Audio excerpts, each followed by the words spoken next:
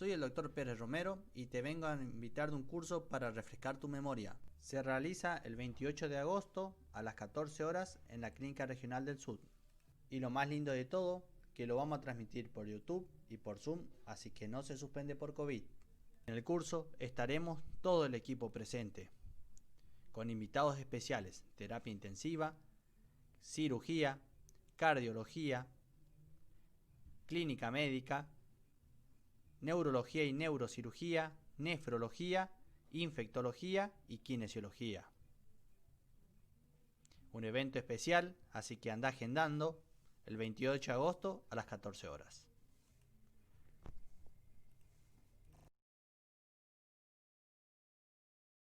Sí. Bueno, la hemostasia, primero que nada, es un proceso fisiológico, es algo que tiene el organismo como un proceso normal, cuya finalidad es, primero que nada, mantener la sangre en estado líquido y evitar su extravasación. ¿Sí? Para ello pone en marcha mecanismos complejos en donde participan principalmente las plaquetas, las células endoteliales y otras sustancias, factores, moléculas que van a llevar a la formación de lo que es primero un coágulo de fibrina, un coágulo laxo, una malla laxa de fibrina, que en un segundo lugar se van a polimerizar, digamos, se va a hacer más un entretejido, y en último lugar se va a hacer una malla densa para conformar lo que es el coágulo de sangre, ¿sí? Este proceso puede verse afectado, la hemostasia, ya sea por factores tanto intravasculares como extravasculares, y produciendo ya sea o un déficit o un exceso de función. O sea, el proceso es normal y se puede ir para alguno de los dos extremos. Lo que hace referencia a un déficit de función va a ser un déficit en la hemostasia, en el proceso hemostático. O puede aparecer un exceso en esa función hemostática. ¿Qué sería un exceso? Produciendo lo que es o un cuadro hemorrágico o un cuadro trombótico. ¿Sí? Dentro de los cuadros hemorrágicos, quitando... Hola. Hola. Están haciendo... No, nada. Chao, no importa. Bueno, dentro de los cuadros hemorrágicos entrarían dentro de lo que sería un déficit de la función hemostática, y los cuadros trombóticos dentro del exceso de función hemostática. El cuadro hemorrágico, quitando la causa traumática, si bien no tiene mucha prevalencia, la principal enfermedad o patología que clínicamente estaría dentro de esto sería la hemofilia, que se produce por un déficit, ya sea en la actividad o un déficit total en la función de lo que es el factor de coagulación 8, que es el más frecuente, y el factor de coagulación 9, produciendo la hemofilia A y B, respectivamente. Y dentro de los cuadros trombóticos, esto sí tiene mucha importancia, porque la trombosis es la base de procesos muy frecuentes, muy graves, como son los procesos isquémicos coronarios, cerebrovasculares, la trombosis venosa profunda, la embolia pulmonar. Entonces, como suma importancia, los cuadros trombóticos. ¿Qué vemos, hemorrágico o trombótico? Y yo creo que trombótico. Yo creo que trombótico también. Sí, los cuadros trombóticos, el infarto, ¿no? Toda la patología cardiovascular. Sí. ¿Y cuántas trombosis venosa profunda que están 1 o 2 días y se va para la casa? O sea, O en creo que trombosis mucho. general también los Sí. abortos y eso pues, También. Sí. muchos Bueno, relación. ahora sí, lo que son las bases, es como una pequeña introducción. Las bases funcionales de la hemostasia sanguínea, que es explicar un poco que el proceso hemostático se inicia cuando una causa pone en marcha todo este proceso y desencadena una serie de mecanismos ¿Qué le pasa a los R1 allá que están luchando? Quiere que se quede quieto para que pueda. Está inquieto, Javi, ¿eh? Está Eh, inquieto, ¿eh? Que me mandan a hacer varias cosas a la vez y así me altera la psicología. Bueno, Estoy en clase, decile. el proceso hemostático entonces se inicia cuando hay una causa que pone en marcha una serie de mecanismos, que de esta serie de mecanismos actúan siempre en el mismo tiempo, de manera simultánea, ¿sí? Pero acá está la activación de mecanismos de manera simultánea, pero de una manera didáctica se pueden separar en 3 procesos, que son la interacción de la plaqueta con la pared vascular, la fase plasmática de la coagulación y la fibrinolisis. Todos estos 3 mecanismos se inician y se ponen en marcha de manera simultánea, pero se los puede separar en estas 3 de manera didáctica. Con lo que hace referencia a la interacción de la plaqueta con la pared vascular, tiene que ver con esto que se llama activación plaquetaria, que consiste en cuando dentro del vaso sanguíneo hay, por ejemplo, ¿cómo se llama? Una lesión, claro. Se pone en contacto la plaqueta, la membrana plasmática de la plaqueta con el colágeno subendotelial.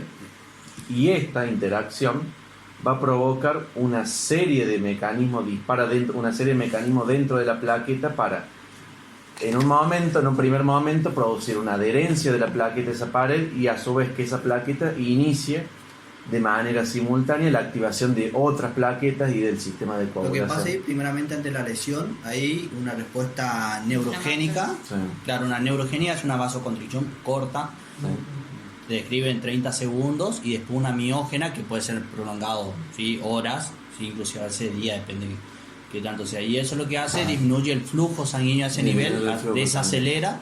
Entonces, al desacelerar, cambia el flujo de ser un flujo laminar a un flujo más turbulento, que hace primeramente que roden las plaquetas y pues se adhieran. Y se adhieran sobre todo el factor tisular y el factor von Willebrand que está presente ahí. Sí, exactamente. Entonces, cuando la plaqueta toma, bueno, una vez, claro, eso es apenas inicia la causa, Sí. digamos un corte. Ya cuando la plaqueta toma contacto con la pared subendotelial, ahí se disparan toda esta serie de mecanismos que van a llevar a una activación plaquetaria y a la adherencia de la plaqueta para formar lo que es el trombo blanco o el trombo que es más laxo. Entonces, primero ocurre la plaqueta que se une al subendotelio, digamos al colágeno, a través de moléculas que tiene en la membrana plasmática de la plaqueta. Eso dispara la activación del ciclo del fosfoinositol, que esto en sí lleva a la salida del calcio al citoplasma. O sea, eso es lo fundamental de entender, que todo es, desde que entra en contacto y se activa ese mecanismo, lo que lleva es que el calcio dentro de la plaqueta, de los depósitos, salga y aumente, digamos, la concentración intraplasmática de calcio. Y esto lleva a estimular a la fosfolipasa 2, que esta enzima va esta enzima lo que hace es ir hacia la membrana plasmática, liberar fosfolípidos sobre y principalmente el ácido araquidónico, sobre el que actúa la COX para formar tromboxano A2.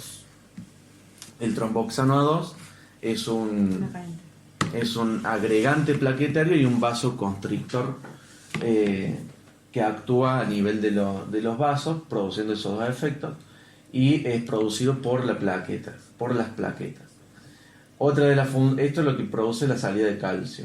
Otra de las cosas que hace el calcio es la contracción plaquetaria a través de todo, porque la plaqueta tiene dentro de su citoplasma todas estas moléculas y el sistema de miosina-actina, entonces activa eso y es como que se contrae y como que se exprime la plaqueta, liberando lo que es ADP, que es sumamente importante, que después voy a explicar por qué, Sí. pero el ADP es sumamente importante porque hace como nexo, es un nexo que ayuda a las plaquetas a unirse entre sí.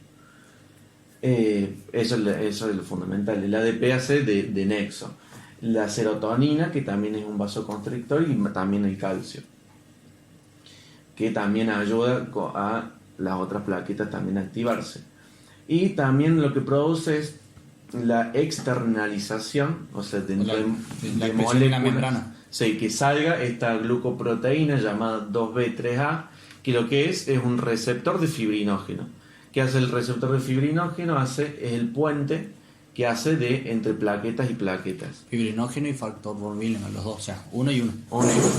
Y lo que hace es, tenemos la plaqueta en su membrana este receptor 2B3A, fibrinógeno, factor de von Willebrand, y tenemos en el otro y después la membrana plasmática de la otra plaqueta con este otro glucoproteína y el factor von Willebrand. Entonces sería el nexo. Y por último, todo esto lleva a la activación y a la agregación plaquetaria. Este es un cuadro que sintetiza todo lo que dije recién. Acá está el colágeno, la plaqueta toma contacto a través de estos receptores, que está unido a este receptor, que activa la fosfolipasa C, que esto hace que el fosfoinositol se convierta en inositol trifosfato y lleva a la salida de calcio de sus depósitos intracelulares. Por un lado, produciendo que este calcio estimule a la liberación de ácido araquidónico, actúa la COX y el tromboxano 2, que lleva a la activación plaquetaria. Por otro lado, también estimula la externalización de este complejo glucoproteico, que es el receptor de fibrinógeno que hace de puente con otra plaqueta. Y por otro lado, también la activación de la actina-miosina con la contracción plaquetaria y la liberación de los gránulos de plaqueta, que son de ADP, de serotonina y de calcio. Entonces, con eso, digamos, también se estimularía esta segunda fase, que es la fase plasmática de la coagulación, que dijimos que todo se sucede de manera simultánea. La fase plasmática de la coagulación tenemos que consiste en una cascada de fenómenos en los cuales proteasas inactivas se transforman sucesivamente en formas activas por medio de proteasas que a su vez se han activado previamente, como un trabalengua. Una cascada, por eso. Pero es una cascada, sí. Proteasas activan a otras proteasas. Y tenemos básicamente dividido en dos vías, una externa y una una extrínseca y una intrínseca. Lo que la cascada extrínseca comienza con la activación del factor tisular, que lleva a la activación del factor 7, que junto con el factor 7 llevan a la activación del factor 10. Y la vía intrínseca comienza con el 12, que transforma al 11, el 11 al 9, y el 9 junto con el 8 activan al 10. Lo que en fin interesa es la activación del 10, que esa es la vía común. Cualquiera de las dos vías lleva la activación del factor 10 de una manera inactivada a una activada, que en conjunto el factor 10 activado con calcio y fosfolípido de las plaquetas y en conjunto con el factor 5, ya que tenemos la activación plaquetaria que también ha activado todo el sistema de la coagulación, lleva, esto es lo más importante, la vía común, que el factor 10 activado, este complejo, lleva la activación de la protrombina, que es una proteína que circula en la sangre, producida por el hígado, que es sumamente importante porque en las enfermedades hepáticas tenemos alteración de la protrombina, que lleva a que se transforma en trombina, y la trombina escinde las moléculas de fibrinógeno para convertirlas en fibrina, al principio en monómeros, que después, que hace esas redes así que estaban como laxas, que después junto con el factor 13 estabiliza y se forma la fibrina ya como moléculas estables y coágulos. Pero lo importante de todo esto, uno lo puede estudiar como bien de allá arriba o como también de abajo, ¿no? Como decir que la reacción fundamental es la conversión de fibrinógeno en fibrina, que está dado por la trombina, que viene de la protrombina, y la vía común, que eso es lo más importante de las dos fases, o de la fase plasmática de la coagulación, esto, sobre todo lo último. Bueno, quedó eso lo último. Bueno, entonces tenemos la vía intrínseca, la vía extrínseca, la vía común y tenemos los inhibidores. Ahora, todo eso lleva a la formación del coágulo, pero eso tiene un límite o tienen hay procesos, mecanismos que limitan que se forme un coágulo, porque si no se formaría de manera, crecería el coágulo, ¿no? Entonces, Que a veces sucede. que a veces sucede. Entonces, para evitar que ese coágulo se siga formando, hay inhibidores endógenos de la coagulación o serían los anticoagulantes naturales. Y entre ellos tenemos a la antitrombina 3. Estos serían los anticoagulantes naturales. Hola. Ahí. Bueno, los inhibidores endógenos de la coagulación entonces serían los anticoagulantes naturales que existen en el organismo y son principalmente la antitrombina 3, que lo que hace es inactivar a la trombina, y si se inactiva la trombina no se convierte el fibrinógeno en fibrina. La proteína C y la proteína S, que lo que hacen es sería como potenciar la antitrombina 3, si no entendí mal. Sí. ¿Puede ser? Son potenciadores, no. Potenciadores. Actúan la proteína C principalmente y la proteína S como cofactor de la proteína C. Los proteoglucanos endoteliales, que son dentro de las células endoteliales, hay ciertas moléculas que impiden la formación del coágulo. Y por último, el inhibidor tisular de la vía extrínseca. Que uno de los más principales, porque al disminuir ese, disminuye toda la cascada de la coagulación. Sí. Porque es el que básicamente disparó. El que básicamente dispara, sí, el inhibidor tisular sería como inhibe el factor tisular. Sí. Entonces, estos anticoagulantes, cuando faltan, empieza a haber lo que se llama como estado procoagulante, que eso predispone a, por ejemplo, la formación de coágulos en las venas, una trombosis.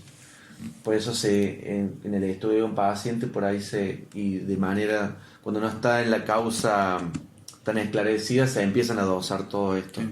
La antitrombina 3, proteína C, proteína S. Y por último, la fibrinólisis, que consiste en la destrucción química de la fibrina por la plasmina, que esto es lo mismo que con la coagulación. Para que la fibrina no se forme de manera indefinida, existe la destrucción de esta por esta molécula que se llama plasmina. Y esta vía puede ser a través de dos, inhibidores. Hay dos inhibidores. Hay uno que es... esta vía, empieza acá, con el plasminógeno. El plasminógeno es la forma inactiva de la plasmina, y la plasmina es en último momento el que degrada la fibrina y rompe las moléculas con la formación de productos de degradación, entre ellos el dímero D, Que es lo que se dosa. que es lo que se dosa. Para que se produzca toda esta cascada y en fin se active la plasmina, existe lo que se llama, hay dos activadores que van a transformar el plasminógeno en plasmina. Uno es el activador del plasminógeno tipo uroquinasa y el activador del plasminógeno tipo tisular. El activador del plasminógeno tipo tisular existe en el endotelio, existe en los vasos sanguíneos, y cuando se libera se junta con la fibrina, y el activador del plasminógeno tisular junto con la fibrina se une al plasminógeno y el plasminógeno se convierte en plasmina.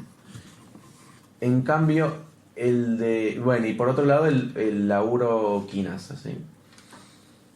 Creo que nada más. Y bueno, y también así como existen los activadores del plasminógeno que van a romper los coágulos, las moléculas de fibrina, existen los inhibidores que van a impedir que eso el coágulo se disuelva, y que son el inhibidor del activador plasminógeno y estas otras moléculas, la alfa-2 antiplasmina y esta otra.